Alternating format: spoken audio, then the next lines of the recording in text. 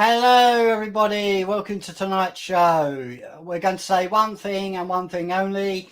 Men in Tights is better. Good night. No, we're just having a joke. Welcome to tonight's show. We are going to be discussing about two iconic movies in a way, but there have been more Robin Hoods out there. And the question is, these are the most two that people vaguely remember. So I'd like to introduce our tonight's guests. We have the return of the Viking King himself, Jim. Welcome, Jim. Hail, you heathens. And also we have the sensational Kellynch with us. Welcome, Kelly, back to the show. Good to see everybody. And frankly, what is everyone's remembrance of the films, really?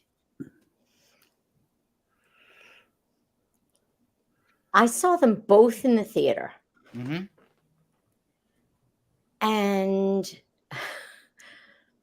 the first one, Prince of Thieves, I saw in a tiny little theater in Queens, New York, on Roosevelt Avenue, with a couple of friends. And we went not because any of us knew who Alan Rickman was. Yeah. But we all knew Kevin Costner and we liked him. We loved his baseball movies. He was terrific in Field of Dreams. He was really good in not Major League, Bull Durham. He was good. We all knew that he was probably miscast as Robin Hood. Mm-hmm. But we wanted to see it anyway. And I walked out totally impressed by Alan Rickman. Oh, yes. The man who stole the movie. Just absolutely flat out impressed by Alan Rickman. The man can do no wrong. Maybe his politics were a little bit different, but whatever. And then Men in Tights was a different situation because I'd seen a whole lot of Mel Brooks movies over the years. I go back to the days of the producers. Everybody else loves Young Frankenstein and Blazing Saddles, but for me, the producers is virtually perfect. Mm-hmm. And my problem with that one was I saw that in Montreal, dubbed into French. Oh. Yeah, it was terrible. And that is exhibit number 2 as to why I don't like dubbed movies. Exhibit number 1 was Woody Allen's Manhattan, which I also saw dubbed. And that was terrible. Oh, I have a lot to say about dubbed films and even books, so to speak. Mm-hmm. But do carry on, Kellynch. No, so anyway, I saw it in Montreal, and I knew it couldn't be this bad. Mm. So one of the first things I made sure to do when I got back to New York was to see Men in Tights in New York on the big screen, and I absolutely loved it. And now from then on, anytime anybody wants me to see a dubbed movie, I pass and say, give me the subtitles. Yeah. Well, Jim. That's it. I mean, Roger Rees is hilarious. Yeah. Carrie Elways is wonderful. I mean, as I said in the chat before, I keep forgetting that he's not right. This was not made around the same time as Princess Bride. It's made a few years later, but he still has that twinkle in his eye that he did in Princess Bride, where he's just hamming it up. Well, Jim, what's your vague remember of these two films? Well, I had the same experience. Mm-hmm. I was fortunate enough to not come across any dubbed ones, and I'm sorry to hear that you had that, Kellynch. Especially with one of the major punchlines in Men in Tights being, I'm actually a British actor. or I can speak in a I can British accent. speak with an English accent. Yeah. Yeah. Why Yes. should you listen to me? Because unlike other Robin Hoods, I speak with an English accent. Mhm. Yes, and you even have that as a tagline, Correct. Colin. Yes. But it is one of those subtle things, and these movies, even both dealing with Robin Hood, Yeah. they cannot be compared side by side because they have really nothing that you can hook on or Mhm. into. They take place in Sherwood. They have Robin Hood. Some of them may wear tights across both of the films, but Yeah. doesn't really overlap. But back to the way of me getting introduced to them, I believe I saw Men in Tights in the cinema, but we were literally the first one to nab the VHS release of Prince of Thieves from the local video store where we were living back in the day. So we did have it. We went home. We had a Taco Friday, and we were just sitting down, relaxing, and just watching this on a CRT TV. For those of you that remember what that is, it's literally those really chunky boxes that you need a forklift to be able to lift. Yeah. Hmm. My mother still has one of those. Mm. Yeah. But wow, I was absolutely blown away. And I did love the Kevin Costner films around that era. So you had Waterworld, you had Postman, you had the Dancing with Wolves, all of them that he was doing. Yes, they may have cost a lot of money, that they may have been box office flops, sadly. But Yeah. if you look at each and every one of them, holy crap, each and every one of them are absolutely amazing adventures. And I dare anyone to tell me that wouldn't you want to explore these worlds if you were a video gamer or someone that just loves reading books or just want to escape into a different world, a post-apocalyptic, whatever it is that the scenario is. Mhm. Each of these were really amazing. And that's what Prince of Thieves brought to me. Not to mention that, okay, Alan Rickman, he was really funny, but for me, it was always Michael Wincott. Just because Yeah. his voice, and you can tell he looks like a bad guy. He's Oh, yeah. unfortunately portrayed quite a lot like a coward in this one, but it is because Kevin Costner and Morgan Freeman, because you Yeah. see what they suffer through. Oh, yes. They are already badasses. They already have a very high level. It's like, I don't tolerate bullshit from anyone. And you have seen where I come from. You know I don't tolerate that crap.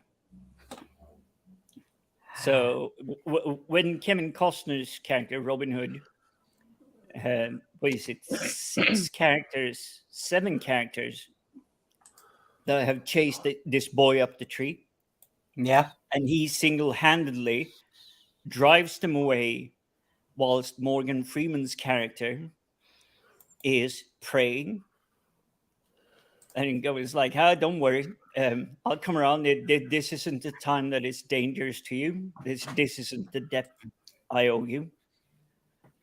So single-handedly, you believe that he can do that. And I'm sure, Colin, we're probably going to have the 20-minute segment with, if you do battle in the medieval ages and you Yeah. just suffer a tiny little cut, that might be fever and danger and the Yeah. entire kit. But All it right. is, yeah. And No. I'm getting off on a tangent, so I will It's fine, push it it's back fine. to you. Well, I forgot to say. Right, we're going to say hello to the chat quickly because we just had a unexpected visit from someone. We all know who it is. Hey PJ, welcome. And also we'd like to say hello into the chat. Good evening, Darren M. Also, hello Sadaku.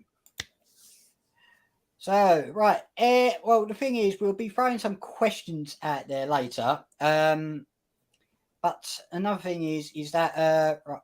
Oh great, yeah. Right, sorry, I can't get used to this system now and again. Colin, you can take over the chat section. Colin, are you there? Well, sorry. Yeah. All I can say is at least the Canadian show is appropriately black-faced for Canada.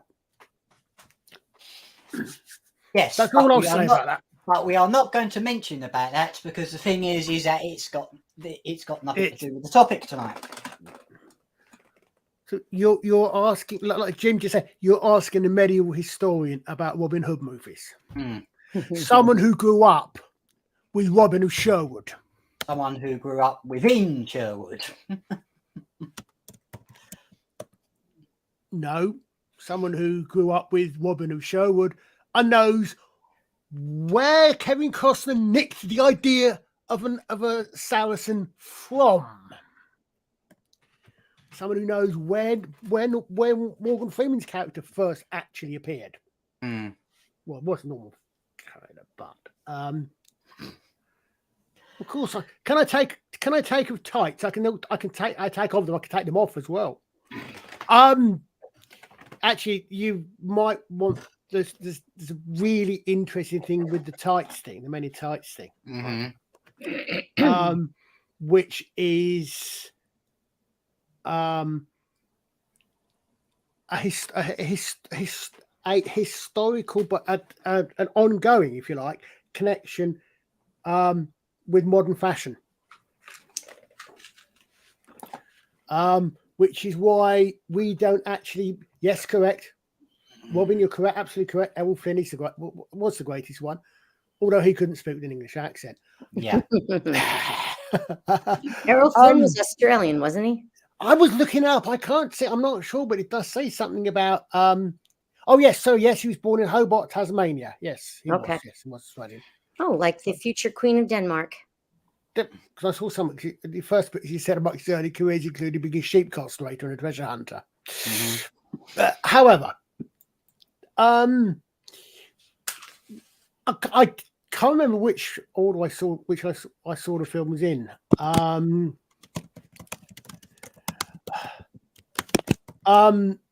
We actually, Sadako, I think we should if we could find Robin Hood's grave, because of course famously no one knows where it is, because those of us that actually know our history know exactly where he was buried. He was buried where his arrow landed, which I don't think is in either of the movies. But what we could do is we could actually get Robin. If we could actually find Robin Hood's grave, connect that and J.R.R. Tolkien's grave, we could power the entire country with a turbine power. Yeah. Anyway, I just want to say hello, Dadman Walking. Nice to see you. Hey, good to see you again, mate. They're very, to be wholly boringly serious. Yeah. As Jim said, they're very different movies. I don't know to what extent Prince of Thieves inspired Mel Brooks to make Robin to make Men in Tights. I mean, obviously probably the most famous line from Men in Tights is a dig at almost every other Robin Hood movie, mainly because they were made in most of them were made in Hollywood. Yeah. And therefore most of the time they starred big American names because they were big American films. And I can't remember if Cary Elwes actually is English or not. I think he is. He is. He is. Cary Elwes I thought he was. Yeah, because he does speak with an English accent. oddly enough, of course, the Robin Hoods I grew up with on TV did speak with English accents because they were, as I said, they were Michael Praed, Jason Connery, and before that was Richard Green. And don't forget the Patrick Troughton was and all. Yes, Patrick Troughton was in one, wasn't he? But I don't No, know he was Robin Hood. He was in the live version. Yeah, but I never saw that one. But I've seen. I mean, I grew up with well, slightly after with Robin Hood riding through the glen. That's my Robin Hood theme tune, which was Richard Green. Then, as I say, then you go on to the 1980s and you get Robin of Sherwood. Yeah. Which I think is for a number of reasons the best treatment of the Robin Hood things, partly because it actually deals with both versions of the legend, the yeoman peasant one and the minor nobility, minor aristocrat one. Sorry to interrupt, Colin. He's changed his name again. PJ, just come on the show. Well, anyway, yes, Sadako. Yes, it was definitely a parody, and yes, a lot of it was parodying was parodying Men in Tights. Was parodying Prince of Thieves. What I mean is, some of it was, I think, because by then we'd had several Robin Hood movies, and we've had them since as well. Was it? Who was it? Was it? Was it Russell Crowe did one a few years ago? And got lambasted for his accent, which kept slipping in and out of a Sheffield accent. Yeah. Also, they done one with Jamie Foxx. Who played Little John. But if we just bring it back to these two films. Yeah. Right. This is the one of the queries I do have for you, Colin. It's because it's British history that these are based off of. I consider Robin Hood a myth, not a legend, not a historical figure. Robin Hood, to me, is British culture of what the Norse gods are. I can see where you're coming from. I must admit, I have to be quite honest. I don't very often separate between myth and legend. I know what you're saying, from. I think if you want to talk about that bit, then it's sorry, PJ, she completely kicked me off my ship. No, I mean, it's an amalgam. I think the Robin Hood myth that we have now, or the Robin Hood legend, Robin Hood stories, are a conglomeration of various bits and pieces, various different characters. There are different potential characters in history that it can be based on. Most of the myths probably base it about just trying to do my maths here. 1189, 1199, 12, 15, about a couple of generations too early. The actual characters were probably sometime around the time of Edward I. But the films themselves are, I mean, they're both very good.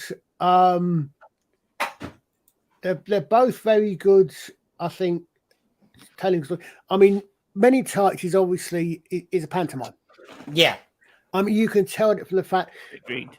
Yeah. I mean, you can tell that from the fact of, but not just the singing and the dancing, obviously, but I mean the fact that they are very much. I mean, the non-British or non-English perhaps audience wouldn't necessarily get this quite so much, but yeah, I mean the merry men in Robin Hood, Men in Tights are straight out of a pantomime Robin Hood. I mean, I thought the Merry Men came from some kind of theatre version in the very early 1900s.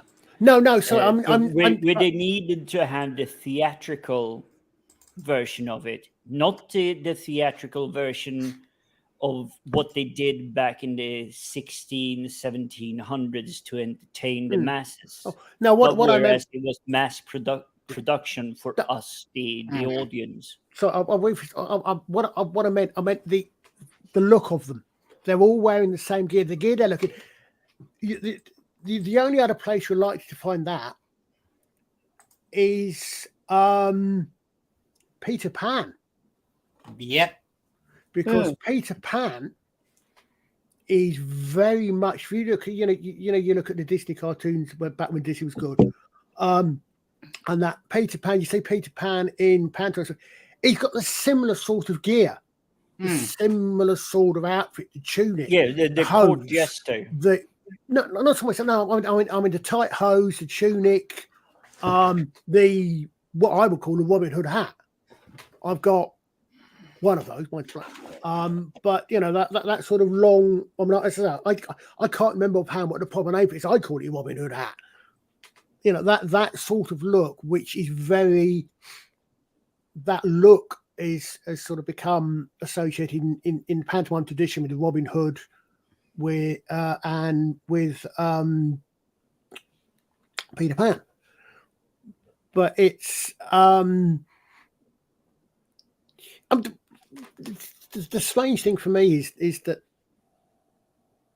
actually Robin Hood Men in Tights costumes are probably better than Prince of Thieves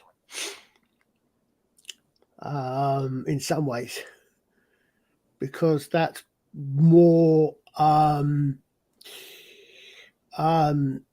that's something we'll think. And Robin Hood Men in Tights is great. The pictures that we put up on the on the background there, one of them makes me laugh, one of them makes me cringe. I will let you work out which is which. But I actually seriously really want to get 6 arrows and string them together.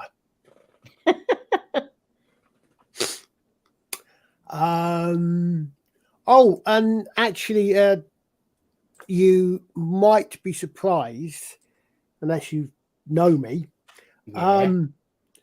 which of those two pictures, the 6 arrows or the 5 arrow, is the more accurate?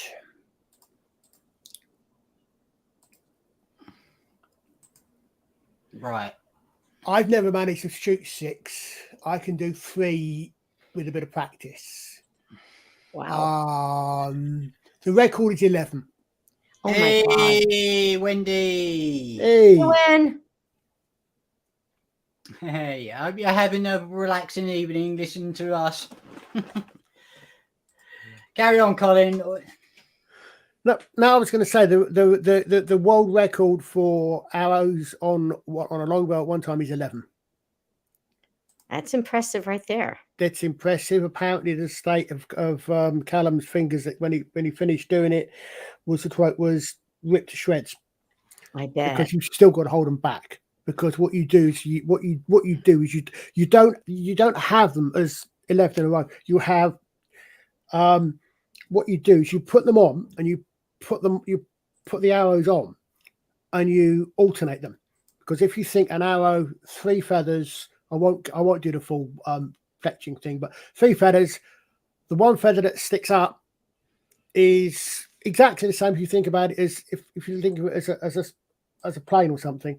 The 2 wings and the tail, which I'd never ever thought of calling it that before, but I like that. I'm going to remember that. The 2 wings are the ones that go on the bow. Against the bow, the tail sticks up out. Because if you put it the other way around, it bends the tail, right? If you do it at 2 arrows, you swap them over so they fit together, right? So you've got one the right way up, one the wrong way up. You do maybe a third one, and you're starting to stretch your fingers a little bit. So what you do, if you do lots of them, what you do is you'll have maybe 3 arrows between one set of fingers and so on.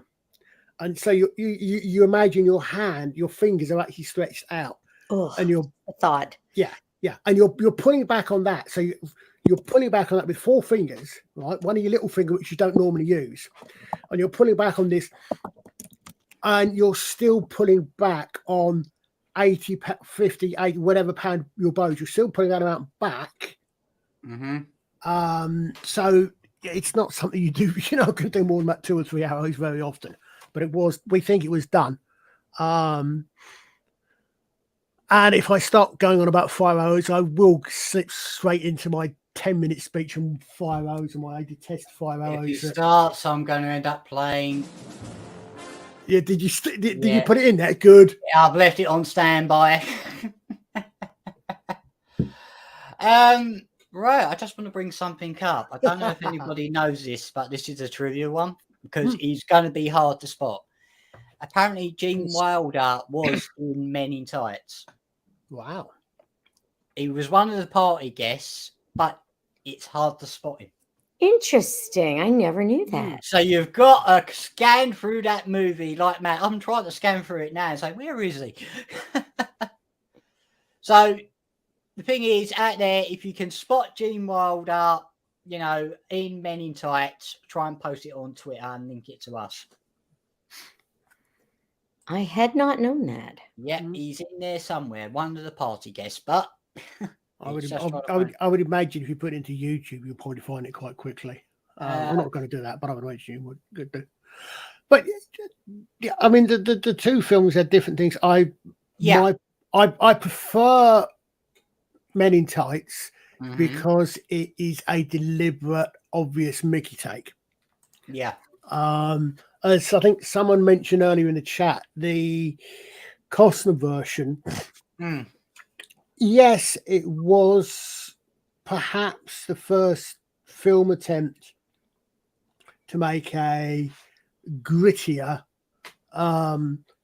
somewhat more realistic. Well, I'm reading on the Wikipedia and he says it's an American action adventure film. Oh yes, how is it an American action adventure film? That's the question.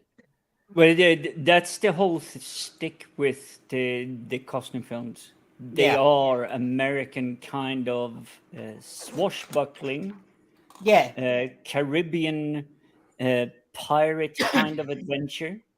Whereas if you look at a United Kingdom and I would say matinee, they are more. They have the British stiff upper lip, but still the story, the heart of the story. And I've always thought that the British wins when it comes to this because the storytelling is more subtle. And if there is a joke or something meant to be funny, the Americans are pushing it. The English are just putting it in there. And if you don't understand it, they go, fine. The story still carries on. The joke does not interrupt it. Whereas the American joke, if you don't understand it, it disrupts the story. We're talking about which one was better, Wendy. So it depends whose team you're on. On a certain level, it's really hard to compare them because, as has been said, one is this broad pantomime type comedy, and the other is an attempt to be serious. Yes. Even though, as I mentioned in the chat, I was the only person in the theater laughing when Sean Connery came on screen and I realized who he was supposed to be. So. I think you were not, well, I did laugh. I can't speak for anyone else, but I was really laughing because I think he had played similar roles close to royalties previous to this one. So it was kind of comedy when he stepped on to be, well, let's not spoil it just yet, but King L. That was his name. And So we've we- got we- an extra person for the panel. Hail, Deadman. Hey, Hey, guys. Deadman. Hey. Man. Hey, it's been so long. Good to see you doing good, Mr. Auk, and Archer Colin always around, and Kelly. Fun to meet. Good to meet you, and Nice Jim the to finally Viking. meet you. Exactly.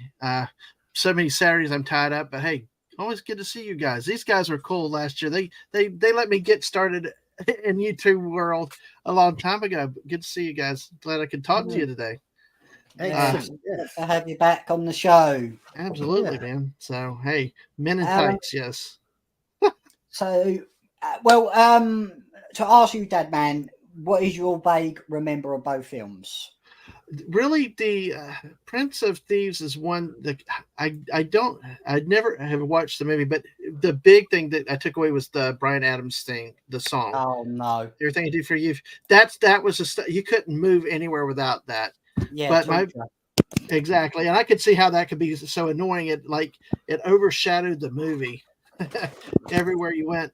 But the Men in Tights I thought was great. It was a great classic comedy, and it did not, it seemed, it had the proper balance of respect to all the legends, and yet still had the comedy. And I think was it Jim that was saying that how it didn't get stuck on its own jokes, or it kept moving, and everything made sense and flowed with that one. I really liked that movie as a comedy, and it's great fun. We find ourselves still talking lines out of that movie from time to time.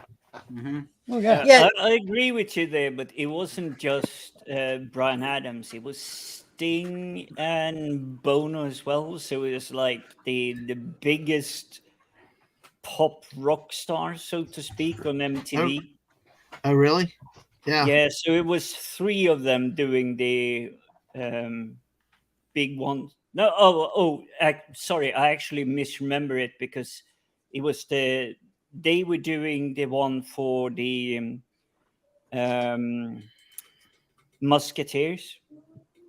So sorry, I did misremember that one because it literally before I came on this show, I was watching Mhm.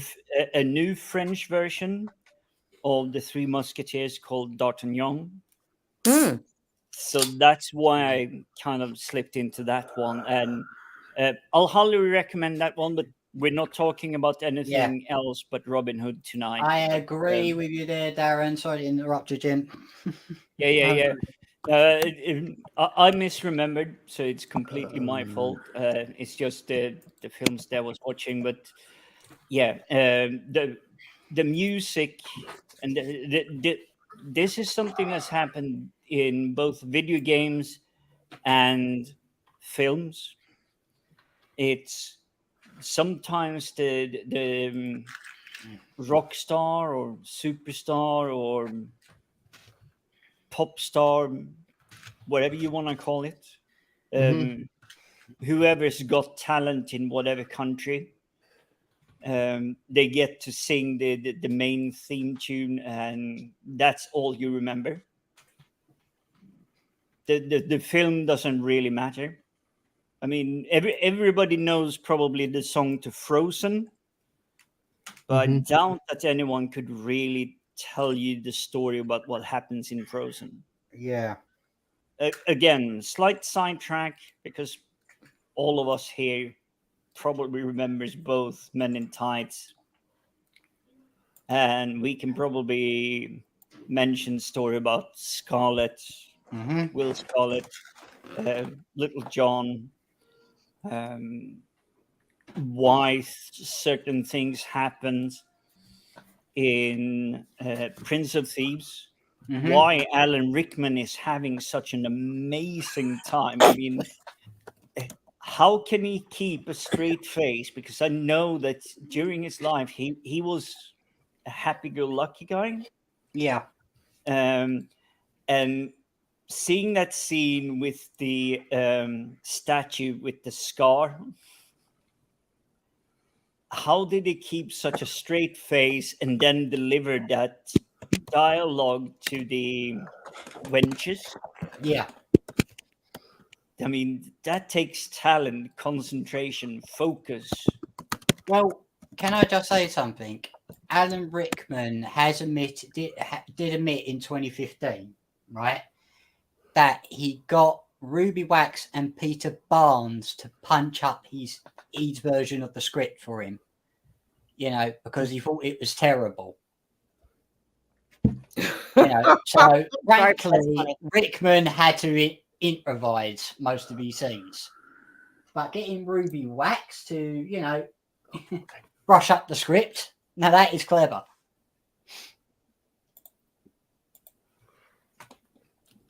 I mean, that's what you do when you're a professional, and when you have contacts and people that support you. Yeah. I just want to bring up one thing about Prince of Thieves. Christian Slater played Will Scarlet. O'Hara. But apparently he was Robin's brother. Oh. Which I didn't understand. That was, I don't know. Never heard that. Yeah. But is it true? That's the question, because I'm still trying. I haven't seen Prince of Thieves lately, but it's just trying to. Will Scarlet was a half brother. Half brother, that's it. Thank you. So obviously, back in the day, and this is something we keep forgetting with airplanes and everything. I mean, we will travel halfway across the globe in 6 hours. Yeah.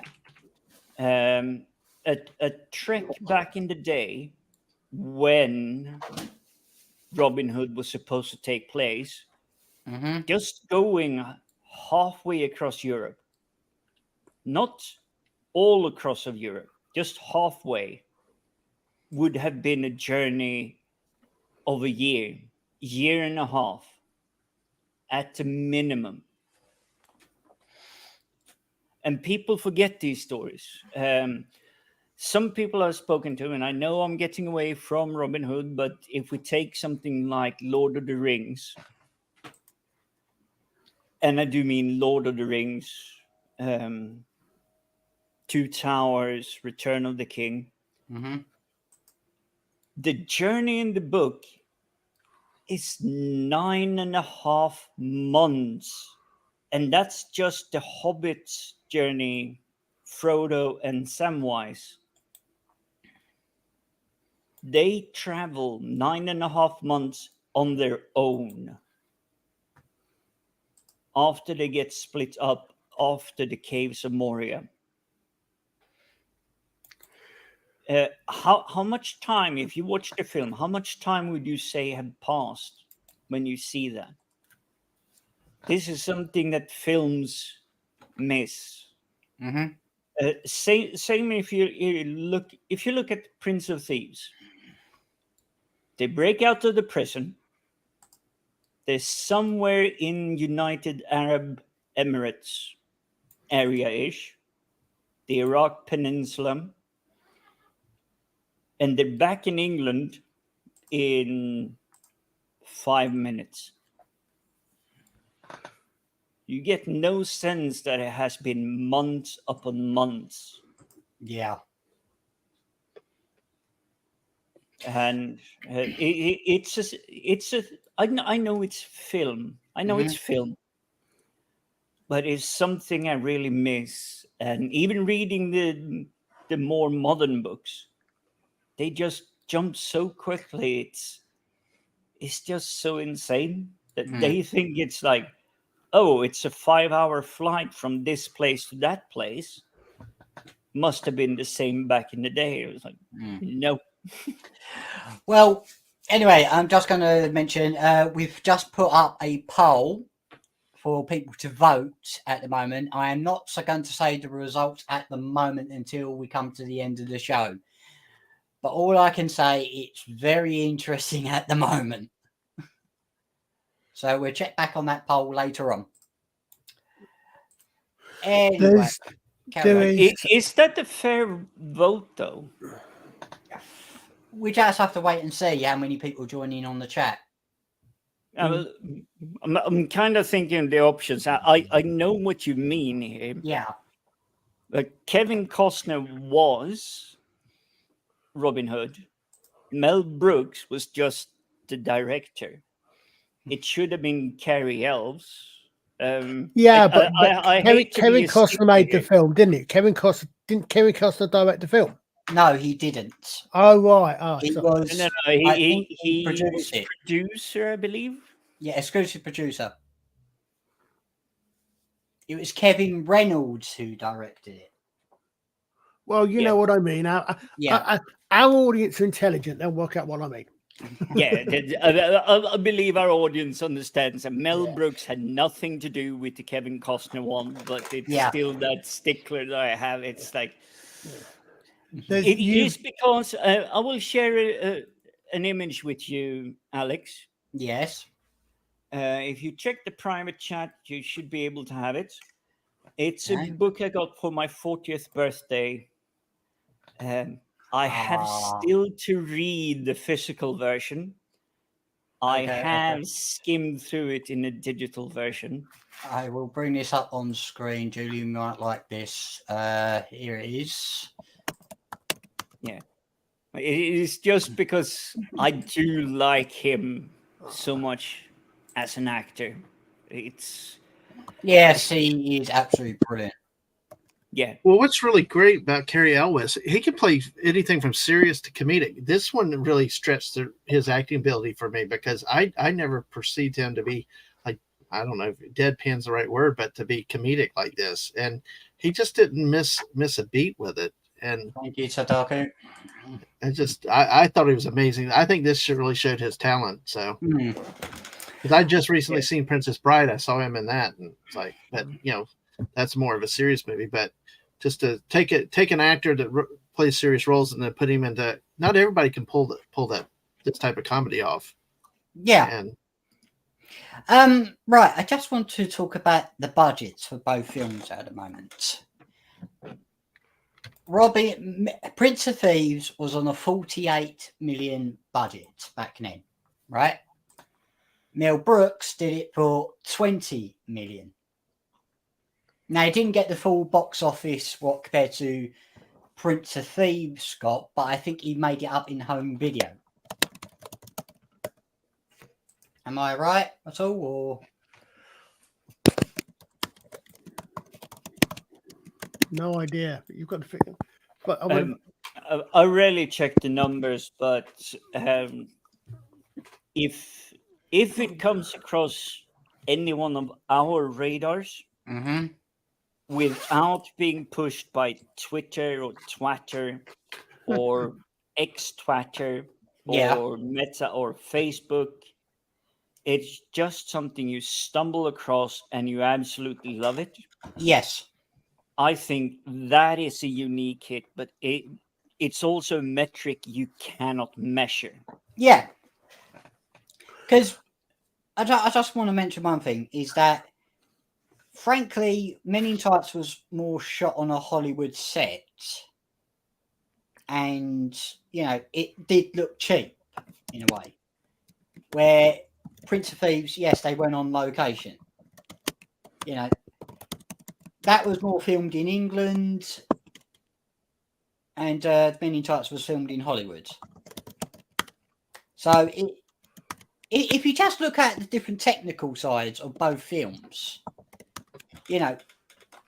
I think Prince of Thieves did it better on the technical side of things. What do you think? I have to disagree there completely. Okay. It's because this is the height of the career of Kevin Costner and everything. He had the connections, he had the budgets and everything. They had more money than they needed. But I will twist it a little bit on the side. Compared to any crap that is coming out now, they're pouring a bucket load of money. Yeah. But everything looks crap. When Kevin Costner got that amount of money, his production company, whoever was directing, producing, blah, blah, blah, whoever it was, they actually put a lot of thought into it. I know the sycamore tree, Hadrian's Wall gap, Yes. whatever it is, that was recently cut down and everything. They must have given someone a fair amount of money. We want a really nice British United Kingdom shot that conveys you are in United Kingdom at the moment. Yeah. So they paid someone a lot of money to travel around, find something unique looking, but still no technologies, no cars, no airplanes, no city traffics, no people riding bicycle. Mm-hmm. They spent money wisely back then. Yeah.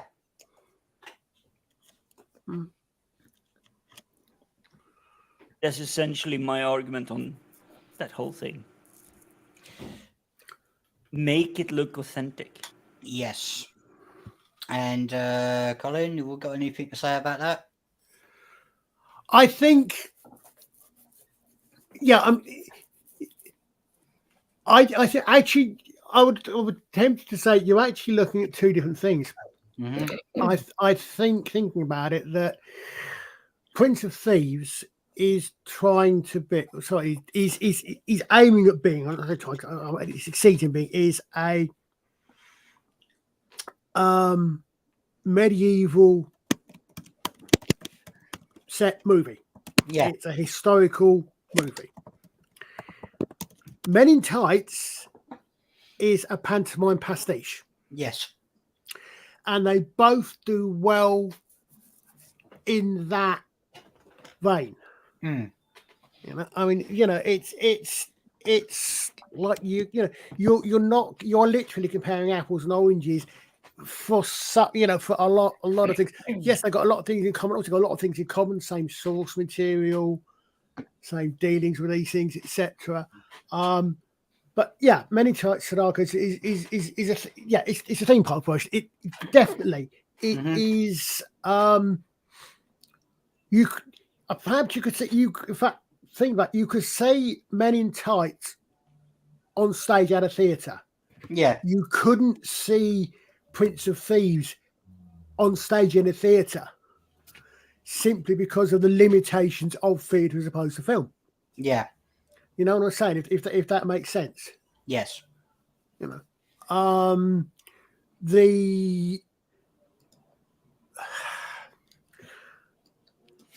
I'd almost be tempted to say, at the risk of probably being annoying a lot of people I don't really mean to annoy, but in some ways it's almost like, comparison that comes to mind to me is, without meaning in a purgative manner, Robin Hood, Prince of Thieves is reenactors. Men in Tights is LARPers. Yeah.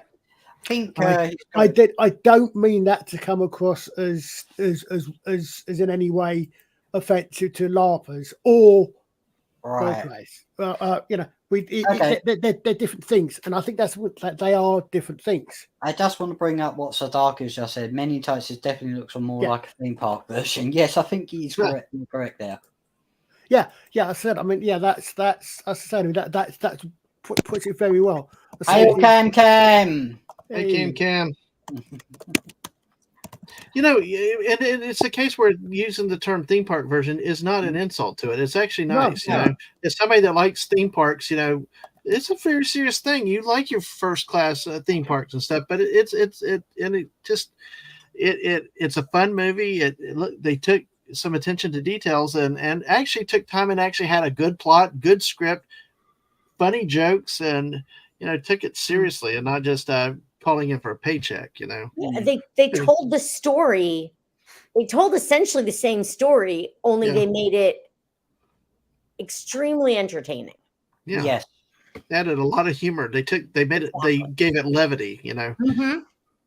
Yeah. So a combination of puns, intellectual humor, and some sight gags.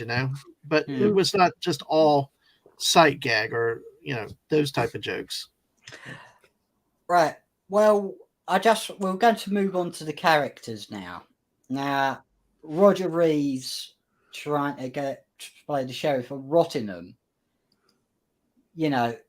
against Alan Rickman's role.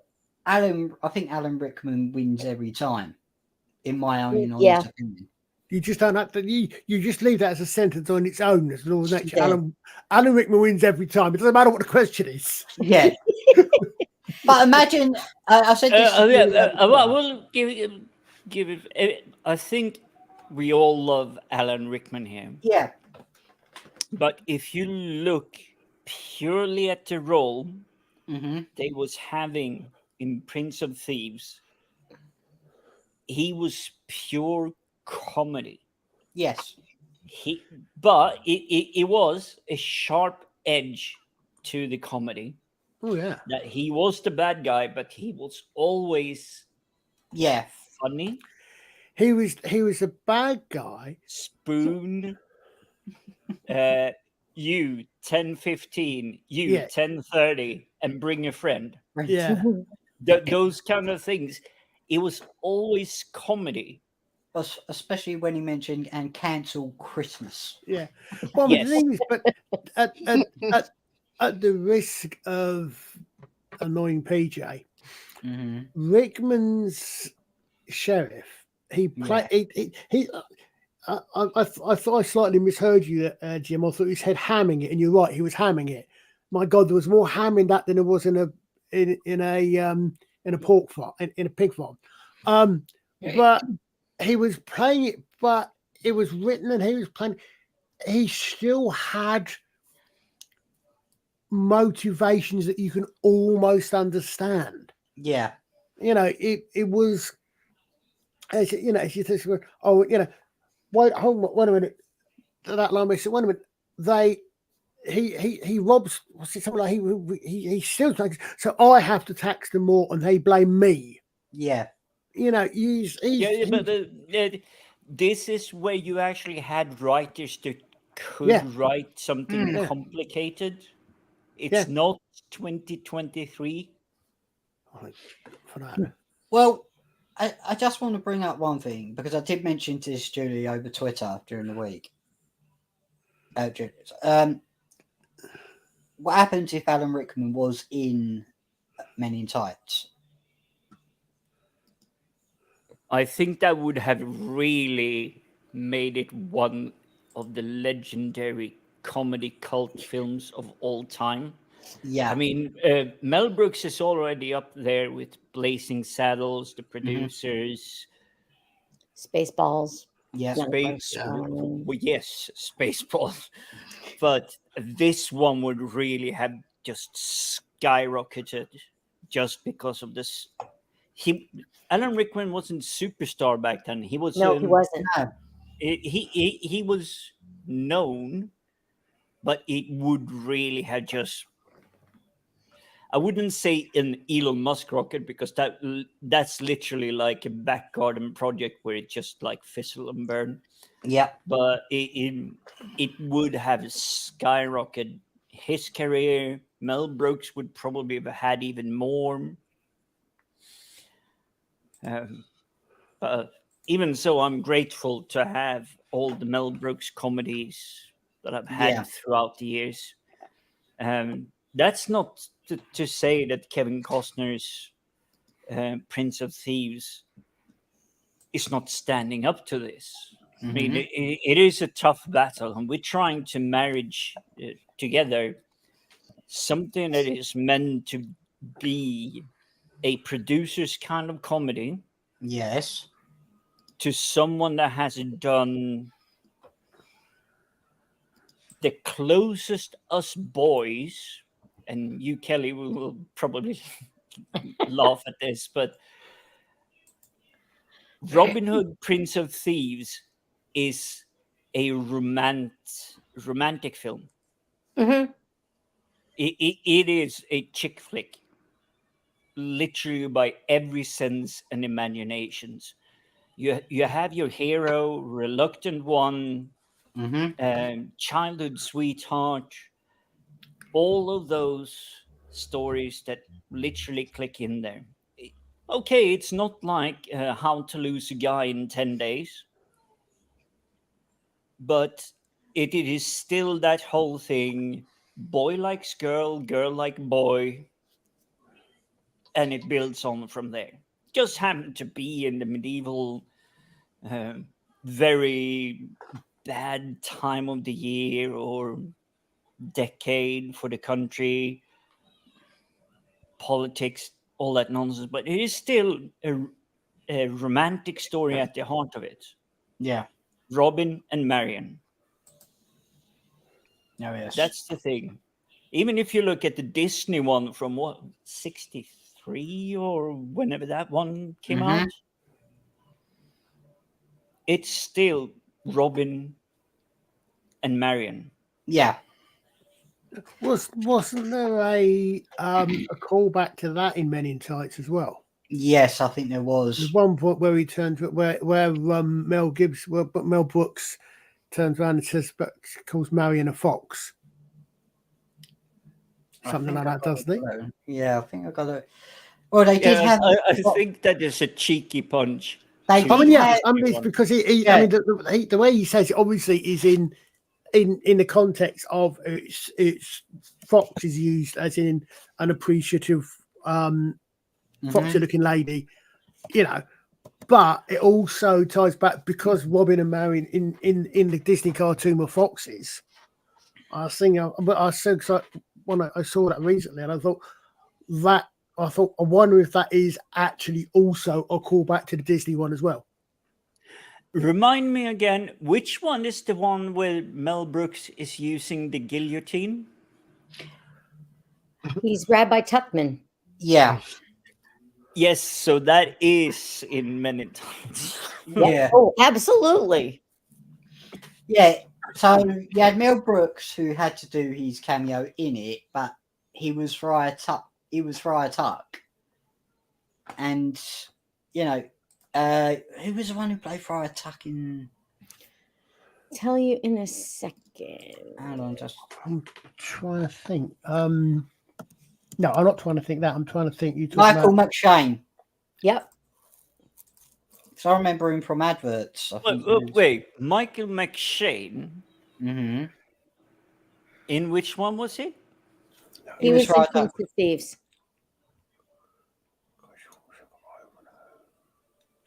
Can you share an image? Because I'm probably thinking of a completely different actor at the moment.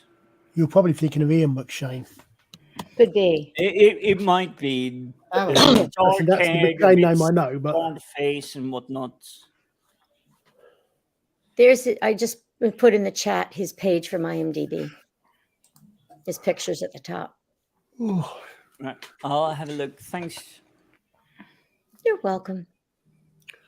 you're saying you're saying that I was just trying to think, but then I was trying to think if there were any Jews in England at the time, but there were, because I'm trying to think back, and of course, Edward I hadn't ejected them all yet. Yeah, not only that, but interestingly, one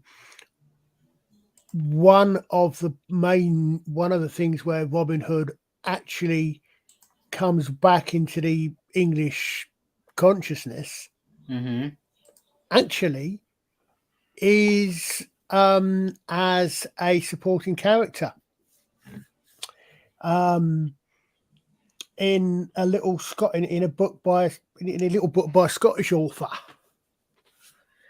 called Ivanhoe. Yeah, Rowan and Rebecca. Yeah. No. Robin Hood. That's what made me think, because I thought Jason Hood. No, wait a minute. Rebecca, the Jews of York in Ivanhoe, and Ivanhoe is actually one of the things where Robin Hood doesn't. The myth of the legends of Robin Hood, it's not massively popular and then it comes back in. It's popularized again when he appears as a backup character in Ivanhoe. A funny thing there, Colin, it's in Scandinavia. Ivanhoe is quite big around New Year's Eve. So you may have your Christmas films here, but wherever you are from. But around New Year's Eve, or literally New Year's Day, so the day after, Ivanhoe used to be. I haven't been living in Scandinavia for about 20 years now, but it used to be at 1 o'clock in the afternoon on New Year's Day. Ivanhoe, the film from 1960s, I was going to was say which one, but always yeah. playing. Rod Taylor, Liz Taylor. Yeah. Yep. And I will say this whilst you're spelling out the names. The thing that stood out to me is how much money did they spend on the wardrobe department, sewing up the costumes and making it look like they were real knights and joustings and having the tarbosh and gambesons, all of that. The production values of what they were wearing is probably costing more than most films would put together today if you count for inflation. Yeah. I have a weird, well, not so weird. Ivanhoe. There are there's an Ivanhoe TV series. There are two Ivanhoe. There's an Ivanhoe TV movie, there's an Ivanhoe film, and there's an Ivanhoe TV series. Elizabeth Taylor, and I can picture the lady, but I can't remember what her name is. Very famous other actress. Okay. But my favourite representation of Rowena is actually Victoria Smurfit from the 1993 one. And yet my favourite version of Rebecca is Olivia Hussey from the 1984 one. Of that, different actors play different characters in different movies. But yeah, that's a bit of a sorry, a bit of a tangent. Yeah, that's interesting. Is that everything that's when Robin Hood comes back. The other thing is, I mean, I was thinking when you were saying, Alex, but who did it better? Excuse me a second.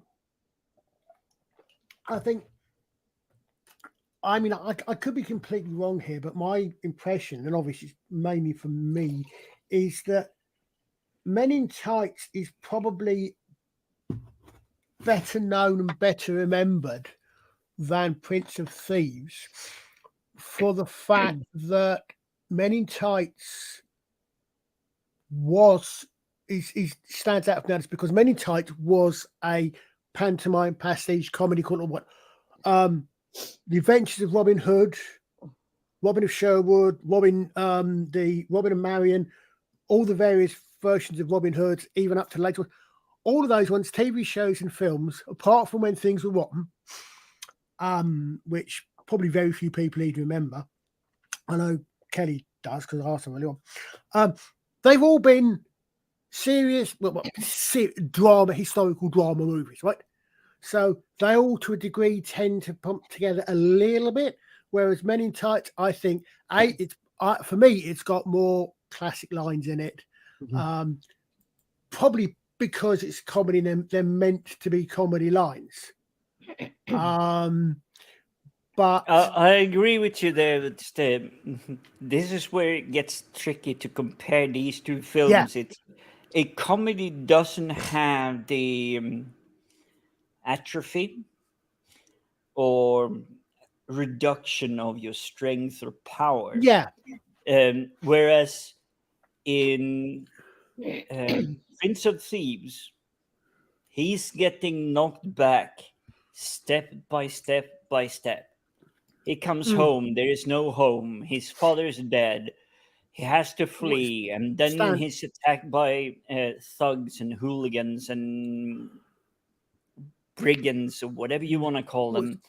And he's losing step by step by step by step. It's literally just wearing him down. Yeah. Well, Whereas in the comedy, there is no loss in that sense. A comedy doesn't need. I mean, it does. I mean, it does have it. Princess Bride, for example, has it, but a comedy per se doesn't need the storytelling hero's journey aspect that a drama does. So you've got, so as you said, you've got but I said the only thing is I can't off the top of my head think of. I mean, there was plenty of them. I mean, that was probably what when that came in, it was probably what the start of the whole genre of pastiches, the airplanes, the scary movies, the all these ones where you get a comedy film drama comedy, which basically pastiches an entire genre. And Men in Tights must have been one of the first ones of those. But I think that's why it possibly stands out. Ooh. Sorry. That's okay. Possibly it stands out because it's it's the only comedy. And the other thing I think that one thing that got to me is okay, Dabman, Rickman, Thieves, Sheriff in Tights. Go. Oh, I tell you, well, there was this something because we talked about Alan Rickman earlier in Prince of Thieves and how he was there and what if he had been in the other. Well, it just dawned on me looking back at the pictures there. They made the sheriff in Men in Tights look like Alan Rickman. Yeah. With the facial hair, with the goatee. Now, it wasn't as full as Rickman's, but still, I remember watching it the first time, it was like you sort of got a connection of that's they did it intentionally because, Rickman's great in everything he's done. He's always been an iconic character. He was in Galaxy Quest. And it's like that's the first time I saw that guy with I always pictured him as Hans Gruber. Yeah, no sense of humor. Grabtar's hammer. Always angry. Yeah, always angry and never. And that's why that character in Galaxy Quest, he was kind of the serious, all this. But then when you saw him lighten up at the end, it would be great to see a guy like that play in a comedic role like that. The thing with Alan Rickman is that for me, since I still to this day have not seen Die Hard, the only other thing I've ever seen Alan Rickman in after Prince of Thieves was Sense and Sensibility, where he plays a romantic hero. If I may jump in quickly here, Kellynch, we're getting up close to Christmas. And I'm not going to taint you, but if I would say that if you have the time in the December month, let's see. Just watch it because this is where people think it is being placed, and it is fairly true. But I would say watch it in the December month era. It could be January the 9th, or it could be November 26th. But watch it around that season. Yeah. It's not streaming for free anywhere. I'd have to pay for it. I'm pretty certain that around Christmas there will be a lot of companies going in. Yes. Yeah, this is a Christmas film. Therefore you can watch it for free. We saw the debate. Later. The greatest debate on YouTube, Twitter, and everywhere is Die Hard a Christmas movie? And it's crazy. Yes, it is. But Kelly, one thing you can try to do if you have any Goodwills or like thrift stores also around you, you can go through there, look and see and pick up a physical. Yeah, I'll take a look at my local Goodwill thrift shop and see what they've got in terms because I buy a ton of DVDs and Blu-rays there. That's what my wife does. She's amassed like 3,000 DVDs, and it's like. She's reorganized it for the 16th time. So yeah, exactly. But I haven't figured out how to organize mine. I mean, I'm a former librarian, so you would think I would have it down to a science, but I don't. You sound a lot like my wife's background, and she's always redoing it, and she actually built her own bookshelf. So it's. But what I was getting at before is that the only other movie I'd ever seen Alan Rickman in for a while was Sense and Sensibility. Mhm. So I didn't know that he had had this long-standing reputation as a villain. And then I saw him in Truly Madly Deeply, which is one of my all-time favorite movies, and it makes me cry every single time I watch it. And he plays, again, the romantic lead. And he's wonderful. So, and then he gets cast as Snape, and I see why he's always been cast as a villain. Because he's brilliant there too. Yeah. He was brilliant. I'm going to have to jump in there. He hasn't always been cast as the villain. It's the same with the character I was mentioning earlier from Prince of Who Thieves, muted my mic? Michael Wincott. It's what they are remembered for. It's kind of like the Sean Bean. Everybody thinks that he's always dying. That is actually not true. Lord, Sean apparently he's Bean now has had it written into his survived in contract. more stuff that he starred in than in has died. But the things that he's been remembered for and the biggest films that he's been taking part of is where he dies. Yeah. There's another thing I think about Prince of Thieves. Mm-hmm. Subtly bringing us back to the subject. Me, amazing, coming back to the subject. Something which, if the film was made these days, I can guarantee what half of the reaction things would be, and mine would be one of them. You showed a picture earlier on. There is a particular character introduced in the Robin Hood Prince of Thieves, played by Morgan Freeman. Now, I said I grew up with Robin of Sherwood. On one of the Robin of Sherwood was one of the first two when I started collecting DVDs many years ago now. Robin of Sherwood was one of the first two sets I collected, and this does have a connection, I assure you. And it's great that, like a lot of early DVDs, the extras, the makers are really good. Kip Carpenter, the guy who created Robin of Sherwood, has got a point coming out, and he says a few things. And he says, Robin of Sherwood comes out. Sorry, not Robin of Sherwood. Prince of Thieves comes out, and there's the Morgan Freeman character. The first time we've ever seen a black quote, let's say non-white, non-European character in Robin Hood. Actually, as he said himself, interestingly, hold on if I can get. He waffles when he gets his one up. There we go. The character that he was quite possibly inspired by. It's this gentleman. Is that showing? Is that sharing? Just click on it, Colin. No. This gentleman. Now, tell me, does this gentleman here look like he comes from sub-Saharan Africa? No.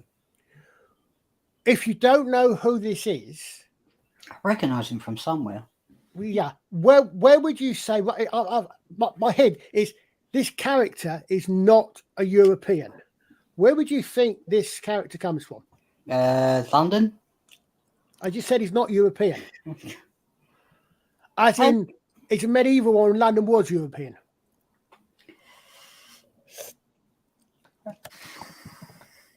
I give up, Colin. Anyone else? No, it's a genuine question. American, North American, Canadian. No, this is Mark Ryan. He's actually an English actor. The character is called Nazir. He is a Saracen. He comes back from the Crusades Mhm. He's a one-off, supposed to be killed off by Robin in the first episode of Robin Hood Sherwood because he's Anthony Valentine's servant. He's a Saracen. He's a Moor. He's a Muslim. He's one of the bad guys in the Crusades. He's the character, and I still say that the way Mark Wines looks at it, he actually looks. He's got something about him that looks, I would say, Middle East. Obviously, he's not, but he's got the look that you could say could be Middle Eastern. Yeah. Mhm. And Richard Carpenter comes up with this. He created this character for Robin of Sherwood, right? There's nothing in any of the myths and legends. Some of the legends say that Robin goes on a crusade after he's been pardoned by the king. He doesn't. Purely interesting coincidence that Richard Carpenter comes up with this character, Nasir, a Saracen, in Robin of Sherwood, and then several years later, all of a sudden, you suddenly get a well-known, you suddenly get what's his name? My brain's completely switched off. Appearing in Robin the Prince of Thieves, and then from that, after Robin the Prince of Thieves, then when Mel Brooks makes Men in Tights, you've got is it the little? No, not Little John, is it? There's one of the merry men is a black actor, black American African American actor. So obviously, presumably taken from Prince of Thieves. So there's an interesting that Prince of Thieves brings this in. Prince of Thieves is the first one that actually gets non-European characters brought in very well. I mean, I would question the casting from where the character is supposed to have been from at the period, having come back from the period of the Crusades. Mm-hmm. But this is where it seems to start. It seems so. That's one of the things that Prince of Thieves is known for, I think, is Morgan Freeman, Brainworks, thank you. Morgan Freeman's character coming in and being a big part of it. Yeah. And you get that in from then, whereas in fact the first iteration of this was Mark Ryan as Nasir in Robin of Sherwood. Okay. Which is a point that Richard Carpenter makes in the talkover of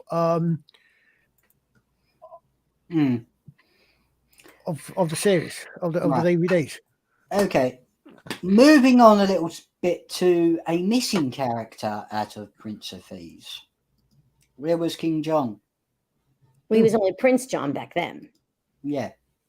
Well, I wondered that too. I just went when I looked at the cast list to find Michael McShane. I said, I don't remember who played Prince John. And I looked at the cast list and there was none. Yeah. And I kind of liked that they had him in Prince of Thieves because he was somebody for Rottingham to play off of. Yes. So they were partners in evil. Oh, yes. Especially he had that mole that was moving around. Oh, I know. Sort of like Igor in his hump. Right, another character I want to bring up because I can't pronounce her name, but it was Geraldine McEwen, who was in Prince of Thieves, right? She played a soothsayer to the sheriff, and in Men in Tights they brought in Tracy Ullman to play that role. Oh yes. But they renamed the part and called it Latrine. Which was brilliant. Especially that line she come out with, her former name was shit ass. Yes. You changed your name to Latrine? Yeah.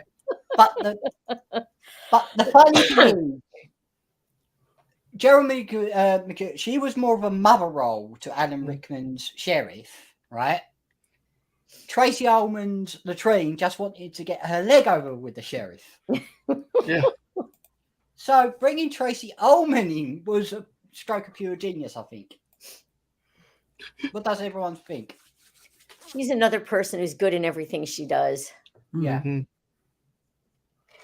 It was Yeah. a brilliant placement in both of them.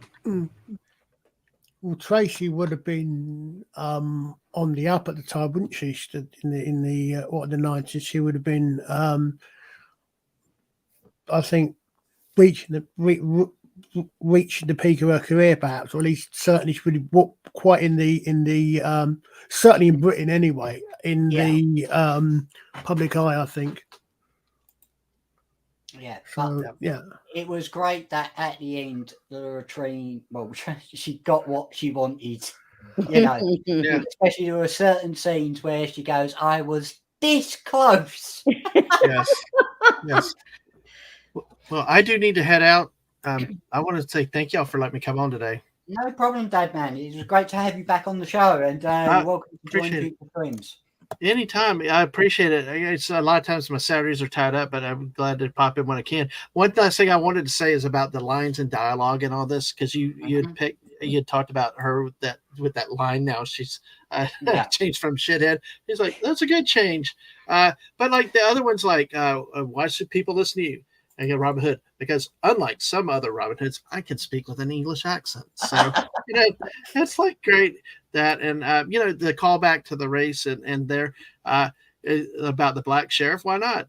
It worked in Blazing Saddles. That's what's great about a lot of Mel Brooks movies. They're intertwined among each other, making references to each other, and definitely one of the greatest directors, creative minds we've ever seen is Mel Brooks. Definitely a national treasure. Oh, yes. Absolutely. Absolutely. Parody. And it's been fantastic to have you here, Dad. Yeah. Absolutely. Look forward to doing it again. Yes, sir. Before you go, would you like to advertise yourself, please, and also what you got coming up? Oh boy, what do I not have coming up? Okay. I do need to be very, very careful. So put if you, Mr. Auk, if you put my channel link in, because and also on Twitter, I am at, if you see right here, Dadman Walking, WALKING 55. I'm on YouTube and Twitch and Twitter at that. This avatar here, my kid created for me. There is somebody out there that dropped the G and it acts like me out there. It's not me. So there is only one Dadman Walking 55 everywhere else. So I just needed to point that out. So if you follow me on Twitter, we're almost at 500 subs. So we're just trying to, do that. But I do a mixture of things. I play. Well, thank you. I do a combination of Fortnite. I do football, particularly this time of year. It's raging football season over here. I'm willing to talk your international football too at times. I love, I just love sports. I love talking to people. We have a lot of live streams that we do, like random chill chats, show and tells. We talk with guests and stuff like that. So just check out the channel. I call it a cornucopia of things, just a lot of stuff, and then some spur of the moment type streams. We do have the biggest stream that we have will be Tuesday night. Tuesday night on 9 p.m. East Coast. Some guests and I will be talking about the original 1978 Battlestar Galactica. Oh, the good one. The good one, yes. The real one, the only one. The real one, yes, exactly. We're going to do that. And also, so we branching out in a little bit of the sci-fi. And Wednesday night at 8 p.m., my kid and I are going to do our podcast again this month. So, and of course, Thursday nights I do college football. And also a week from Friday, I'm doing a real deal show. We're going to make an announcement on our channel about something coming up in the sci-fi genre. So thank you, sir. Thank you for allowing me to get the word out. Appreciate everybody. And you two guys, you two are two of the great guys on YouTube in this whole industry. Oh, thank you very much. Yeah, you two guys, you brought me on, helped me, let me, gave me an almost impossible assignment at one point we can look back and laugh at. But yes, exactly. But, and also you guys are great. And I'm glad to see y'all both on Twitter and hope to talk to y'all more in the days ahead. Kelly, nice to meet you. Nice to meet you. Exactly. Jim the Viking, good to see you again. This might be the first time we've actually talked, but good to see you again. And with y'all. Good to see you. I think I've seen one or two of your live streams. Oh, well, thank you. Looking forward to more of them because I'm not that much of a sports balls fan, but every now and then there are some amazing plays out there. there is a lot of stuff you can have fun in the sports world. And like I said, I'm a cornucopia of things. We're doing like random chill chats and stuff. And now with Battlestar Galactica coming out, we're doing a lot of different things now. So, but again, thank you all. And thank you, Mr. All. I appreciate your time and No problem. for reaching out.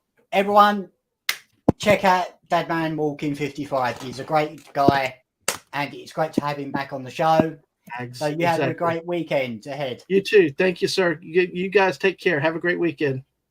You too, mate. Take care, everyone. Okay. We'll be putting Dadman's links in the comment box after the show, so you can all find him on there. Right. So, moving on. Let's talk about. Okay, we're going to go to the ending of the film, well, both films. Sean Connery versus Patrick Stewart. Sorry, I have to go with Sean Connery. Patrick Stewart was playing it for laughs, and you knew it from the minute you saw him. Yeah. But Sean Connery did the same. Sorry, I have to say that. Yeah, but this is going to probably annoy Colin. Sean Connery was frankly playing Sean Connery. He always played Sean Connery. That's all he ever plays. Yeah. So, but Patrick Stewart was playing Sean Connery. Yes. Well, yeah. His accent was even more exaggerated than Sean Connery's. Yeah. It's just Colin. It's just what Colin made me laugh at the. We watched. I think we watched a clip, didn't we? Where you said it'd been a while since I'd seen it. My first question was, why is he playing with a Scottish accent? And then you say, who played it? I go, of course. Then it clicked. Yeah. Yeah. As you said, Kelly, he wasn't playing. He wasn't playing King. He wasn't playing King Richard. He was playing Sean Connery. Playing. Oh, absolutely, absolutely. And the thing is that actually, there's a line in it in Men in Tights where I think it's Sean Connery. Patrick Stewart said to Mel Brooks, I think it was Preacher or something, and Mel Brooks goes Rabbi, and Patrick Stewart come out with whatever. And then Mel Brooks, redid it with here's your dagger, and he goes sword, and Mel Brooks goes whatever. Mm-hmm. That is ingenious. Playing off that line. But no, it's just Sean Connery turning up in it. Yeah, we know Sean and Kevin work together on the Untouchables. So really, was that stunt casting? I don't know. Am I right in thinking that Sean Connery actually didn't get? It was only there for a day, and he didn't get credits or something. Yeah, he got uncredited for it, didn't it? And he actually, I think I read somewhere you said he actually donated his salary rather than actually taking money. He donated it to charity, I believe. Or something, did he not? Yeah. It states it on Wikipedia. Yeah. Well, apparently they wanted John Cleese, what I read up. Oh God, no. No. But they said it wouldn't work. Yeah. No, I mean I've seen John Cleese has his place. I know he did a version of Taming of the Shrew where he plays Petruchio. Mm-hmm. He was great. But he's not John Cleese playing Sean Connery playing Sean Connery. Yeah. Yeah. I mean, there are some comedians, or comedian people, who can actually do good drama, but when they do, it stands out. But John Cleese, especially at the time, was known as a comedian, as a comic actor, comedy. It would have been that would have been stunt casting. Yes. Well, I mean, Rowan Atkinson was really, really good as Meg Ray in his first dramatic role. He was fantastic. But I just can't see John Cleese as this. I just can't. No. PJ, you got to come on the show, please. It's true, Sean. Oh, God.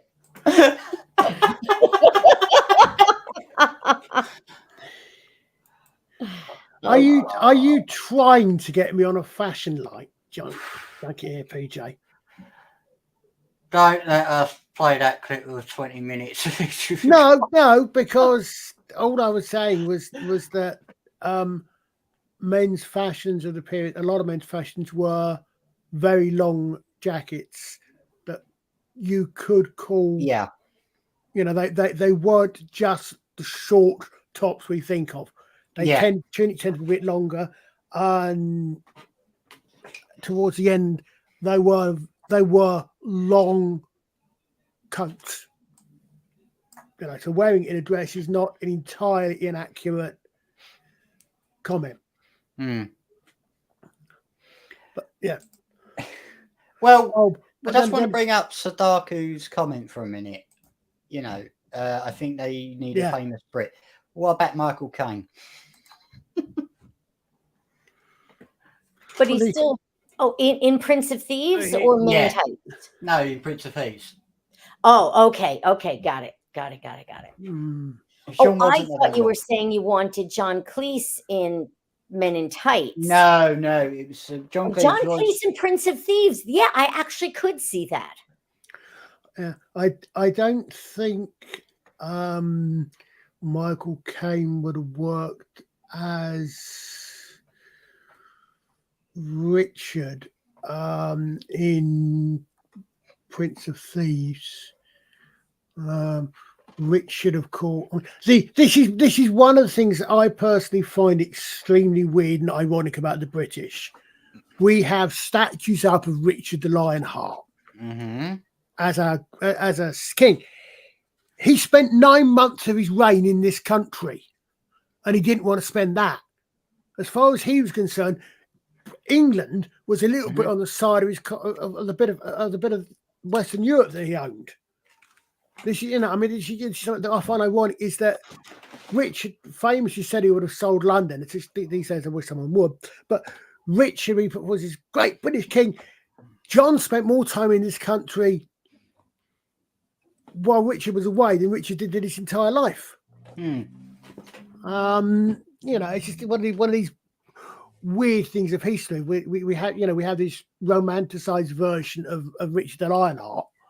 It's this great English king, and as soon as he got back, he went off again. But no, I mean, I think because of course, if you're doing it for a serious drama role, I think you need to have something, because Richard was supposed to be quite tall. He was Norman French, so he would have been probably been dark haired. I don't think I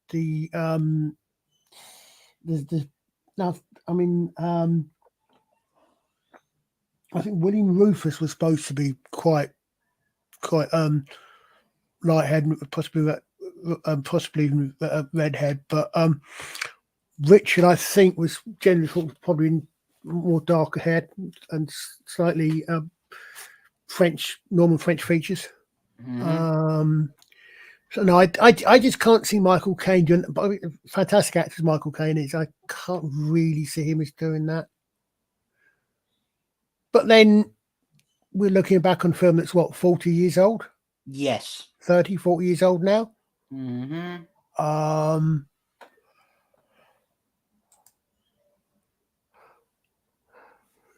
You know, it's like a lot of these things is what ifs. Yeah. Well, anyway, Jim, you got a bounce, haven't you? Yeah, it's been a long day, but this has been an amazing discussion. I will keep listening in. Yep. Thank you for having me on board. No problem. It has been one of the best comparisons between same story, told through two different mediums, not media, mediums. Yeah. Mel Brooks obviously has his storytelling, and than anyone else. There is no one that can replicate what Mel Brooks done Mm-hmm. throughout the years. So choosing these two to put them together has been absolutely amazing. And like I said, I will listen in until the stream ends No problem. because the discussion is absolutely amazing. Well, Jim, do you want to say to our audience where they'll find you and everything? And also, if you've got anything coming up at all? At the moment, I have few things on my channel, Mm-hmm. but you usually find my name on the Jim the Viking, whether it be in any game world, um, any discussion online. If you see Jim the Viking, it's usually me. Yep. I'm not aware of anyone else using Jim the Viking as a handle to chat in any channels or anything. So if you see Jim the Viking, that's me. Yeah, turn around and run a mile. Exactly. But you guys have an amazing evening. Thank you, you Jim. for You too, everyone Jim. here You on too, the mate. panel. Thank And you on for the being chat part of the box. panel. Thank you for being part of the panel. And before you go, Jim, what do you think was better? Or In you the leaving it to end, the right? I'm gonna have to go and say, despite being a Viking, Mm-hmm. I'm a softie, so I'm going with the romantic option of Prince of Thieves, just because of the soundtrack. Oh, God, torture that is. Okay. Well, anyway, you take care, Jim, and have a great weekend. Same to you guys. You have Night, a Jim. fun one. Right, mate. See you in the next one. Take care, Jim. Bye.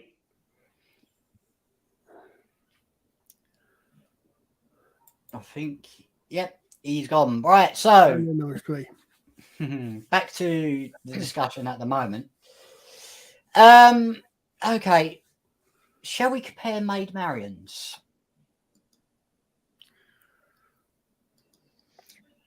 You might want to rephrase that, but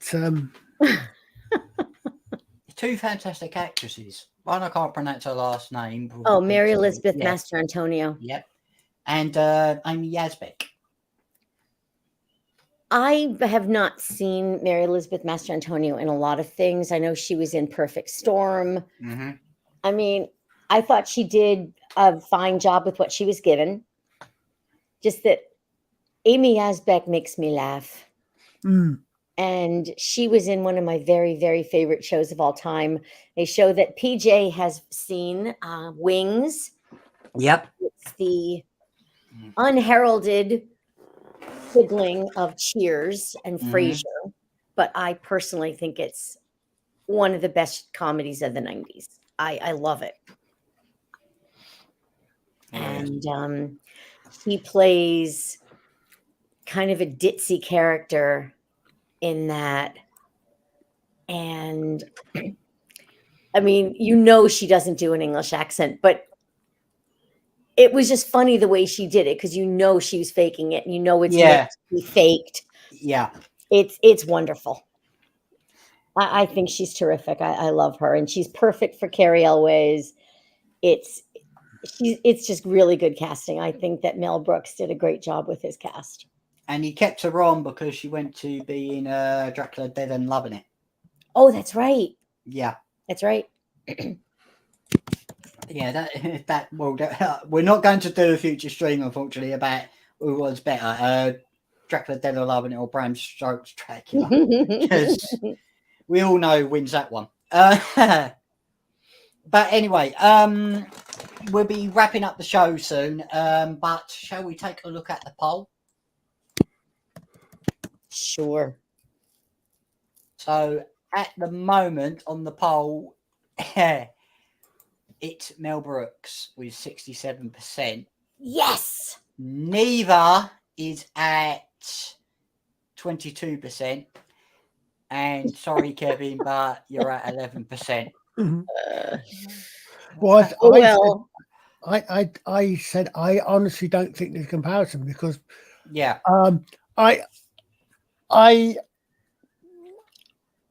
The film that I always come back to for historical, the Mel Gibson one in Scotland. I won't gain Oh, it. the one we will not name. Yes. Don't make me press that button. No. What I'm going to say is, it is actually a rather good historical movie. It's just the actual history in it is crap. Robin Hood, Prince of Thieves, is actually quite good, I think, at the setup of the setting, it's etc. And it takes some liberties with the mythology, some of which are rather modern day in some ways. But it does what it sets out to do. Men in Tights is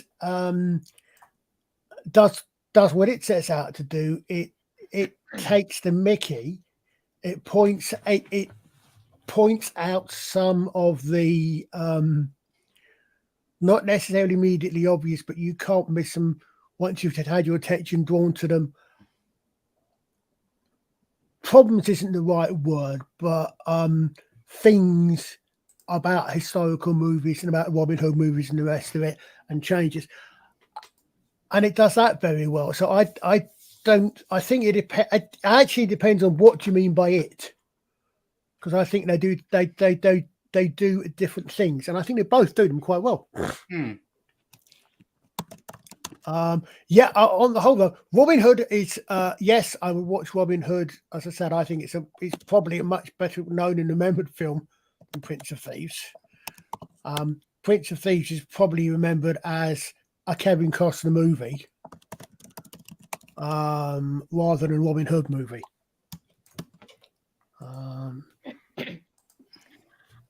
The thing, I mean, Prince of Thieves takes a lot of abuse. Yeah. A lot of abuse. I mean, it's become a punchline. Mm. And I think Men in Tights kind of helped that. Yes, it did. Yeah. Especially with Carrie Elwes' line about, at least I can speak with an English accent. Because you watch Kevin Costner and it just kept coming and going and coming and going. It would have been better if he had not used it at all. I mean, George C. Scott played Rochester in a British version of Jane Eyre, and he didn't attempt an English accent. He was just himself. Or, you know, and back in the day, nobody cared. Yeah. I mean, remember Haley Mills was Brian Keith's daughter in the original Parent Trap. She spoke with an English accent as both roles, and neither of the parents did. So she was, you know, Rebecca of Sunnybrook Farm. She was Pollyanna, all the time playing an American character with her own accent. So if you can't do it, don't bother. Yeah. I mean, it does seem to be another thing which is somewhat you can see the descendant of that comment in the idea these days that you can only play such and such if you're such and such.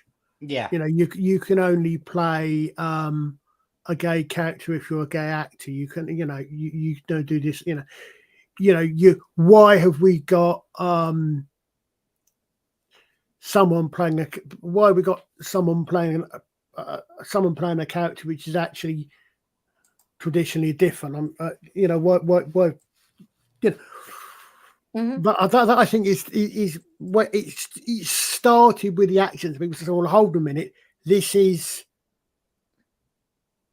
this is supposed to be an English story. Why is it being done by Americans? And I think that downstream of that is where we get to the point these days where you say, you can't play a gay character unless you're gay, etc., etc., etc. Right.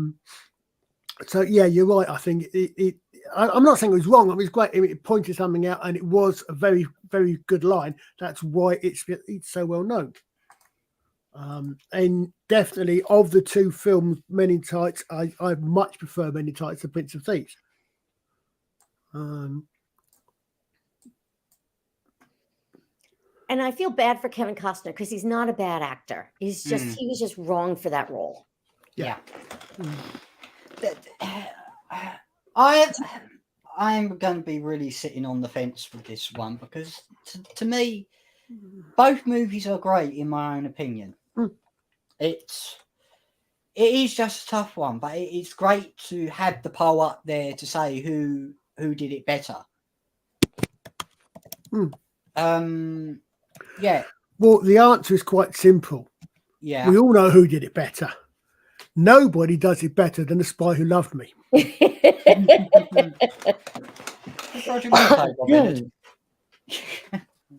He played Ivanhoe. Yeah.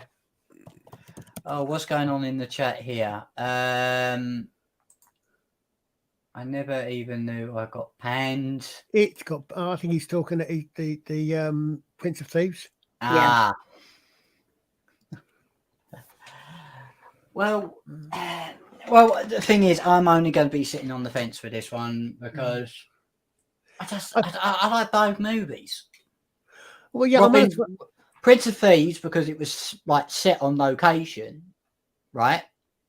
And Men in Tights for the comedy elements. You know, let's rip the crap out of Robin Hood. Because the question is, did Mel Brooks make this film as a retaliation? Because he didn't have nothing on, I think, after Spaceballs. I think I see it as a probably inspired by certainly some of the elements in it are straight out of Prince of Thieves.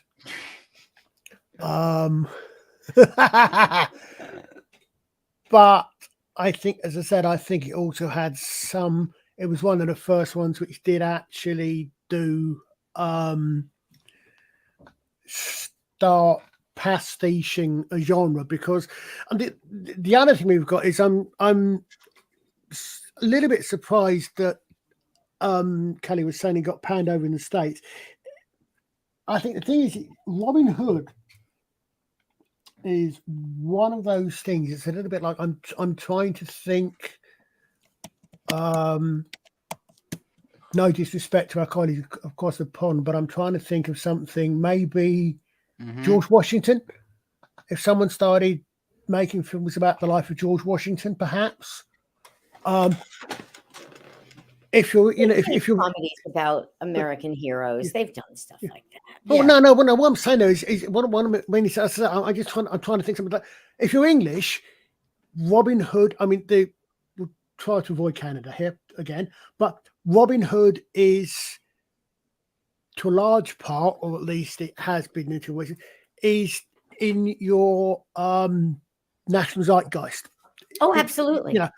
And so people, you're English, and people sort of start coming together, really doing weird things with some things that come across as odd, like Robin Hood. It's a little. I mean, perhaps George Washington is one of the few figures I can think of off the top of my head in American history who, if people come along and start to make it, if people come along and made a film about George Washington and started bringing things in that didn't belong in the story or something, perhaps that will come under a lot more scrutiny in America than it would outside.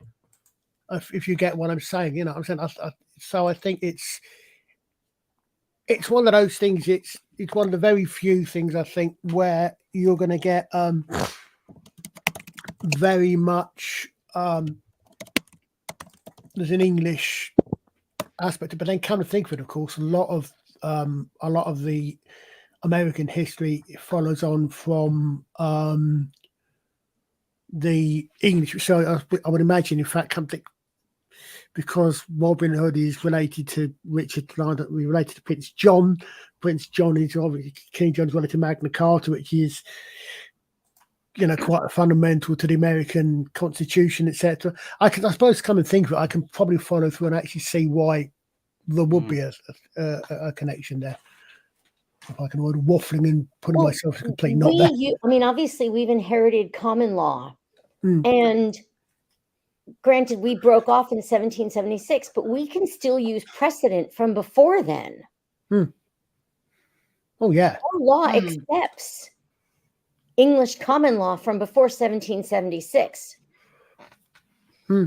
So if there's an English case from 1342, your era, it's valid law here. Yes, I've saw Abraham Lincoln Vampire Hunter. This Well, okay. Well, I've seen Pride and Prejudice and Zombies as well. Oh, I loved Pride and Prejudice. I yeah. saw it like 5 times in the theater. Well, anyway, right. So, shall we check the poll one last time, Colin? Sure. So, because we are going to be wrapping up shortly. Yes, Mel Brooks has definitely run away. Yeah. So over 2/3 at one go. Yeah. So, in a way, Many Tights is the victor, really.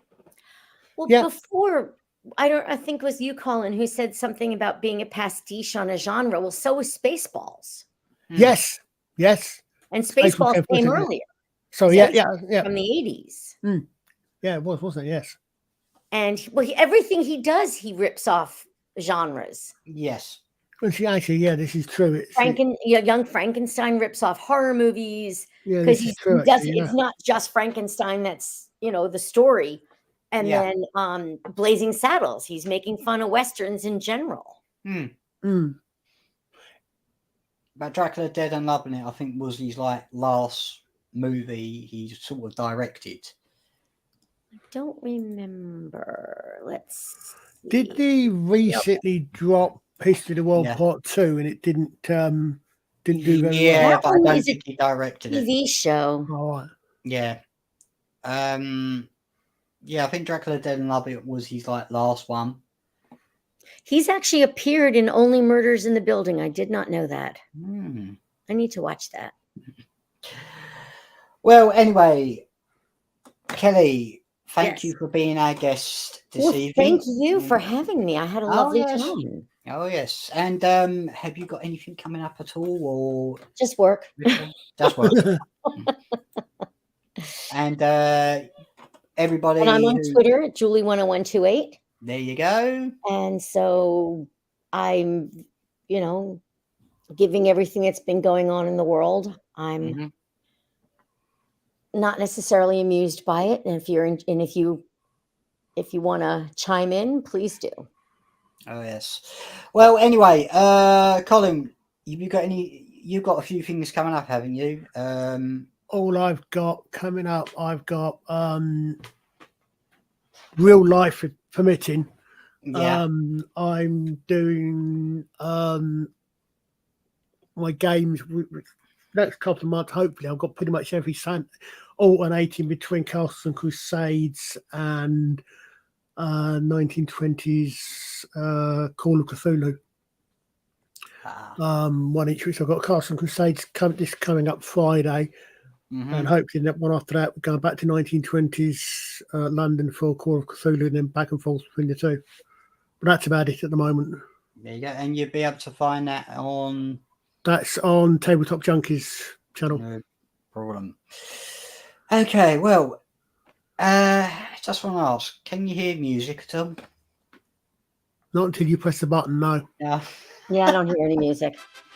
Now I do. There you go. Okay, everyone. Tomorrow is Mr. Hyde and Wendology's B-movie show. Yes, be sure to check that out and all. I don't know what they've got planned, but anyway. In the chat there. Well, anyway, everyone, thank you for enjoying tonight's stream, and also, yes, Mel Brooks won. So, we'll be back on the 6th of November with just me and Colin talking crap again, as usual. I think I'm in the 6th of December, actually. 6th of November. No. Anyway. Oh, sorry, yes, November. Sorry, I'm wrong. But anyway, everyone, You all take care out there. Have a wonderful weekend and see you soon. Cheers. Bye all.